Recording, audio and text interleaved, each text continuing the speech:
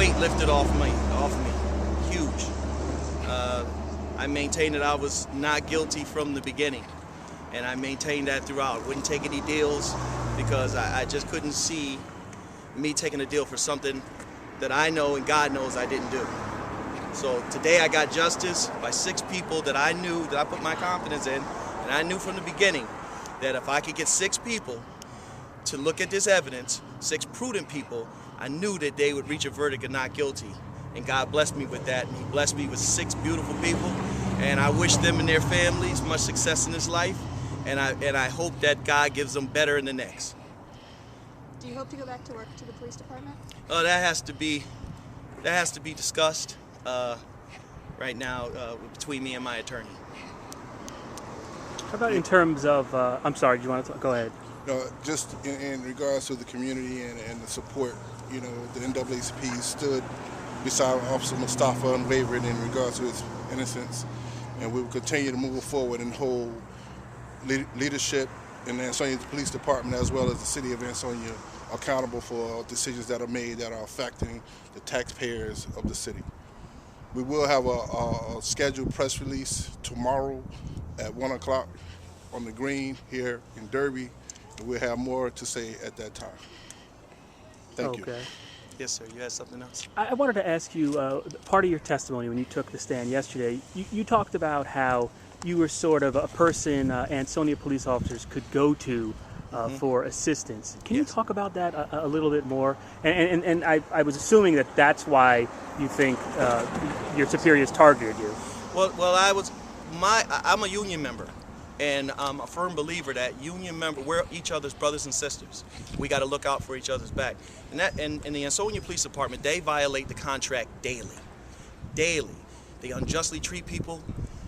They harass people. They get people to write memos. If they don't like you, every day you're getting a memo. You got memos coming out. One young man that testified, Jonathan Martin, used to get a memo in his box every single day. This man came in. How can a man work knowing that knowing that when he walks through those doors, there's probably something else waiting for him? How can he go out on the street and serve the people? So I was always an advocate for people that were treated unjustly, because when you're a union member, what affects you affects me.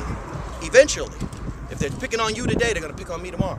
So it definitely impacts us all, and I try to get all those guys there to see that, but they're afraid. So there had to be somebody to stand up.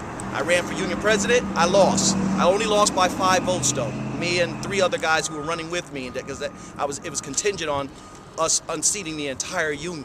That union has since disbanded because of this effort. So I had to go. I had to go. This was orchestrated because he talks too much. He's got a big mouth. He's talking around rookies. He's telling people to leave. They shouldn't stay here. I was in the process of trying to get out of the department at the same time, but in the meantime, I was still fighting. I also said in there that I was a union steward. Superficially, they made me a union steward to appease me, thinking that would shut me up, but wouldn't send anybody to me for any problems, for any claims. So I saw through that, resigned from that, and just became an advocate of the department. Have you lost your, I mean, Ansonia is one thing. Have you lost the desire to be a police officer? It has been, I feel, it has been greatly diminished. It's what I've always wanted to do. It's what I've always wanted to do as a child. I always looked up to police officers, and I feel betrayed. I feel that everything that I've been through my life, I've put my life on the line for this job, and this is how you repay me. In the beginning of this, they labeled me a decorated officer. This is how you treat a decorated officer? If you got something personal against me, leave it inside. But there's no need to take it personal. And yes, it has affected that. It has affected. I feel like I was betrayed by the thing I loved. So I have to reevaluate that. I wouldn't discourage anyone that wants to be a police officer to become a police officer, and you're going to encounter these kind of things. And I wouldn't discourage anyone that wanted to be a police officer to do so, because it's a good job if you like people. If you like serving people and taking care of people and helping people, this is a job for you. If you don't like people, this isn't the job for you. And I've always loved this job, but I feel totally betrayed. I feel betrayed by my department, and I feel betrayed by a part of the system. But another part of the system vindicated me in that, in some of that respect. And God bless him. Were you surprised the jury came back as quickly as they did? Yeah, I was surprised. It was kind of frightening at first. But then in looking at everything that happened and the great job that my attorney Rob Serafinovic did, I was almost confident that it was coming back not guilty because it came back so quick. But we can't be cocky about these things because, you know, anything could happen. And I said from the beginning, it is what it is, and it's going to be what it's going to be.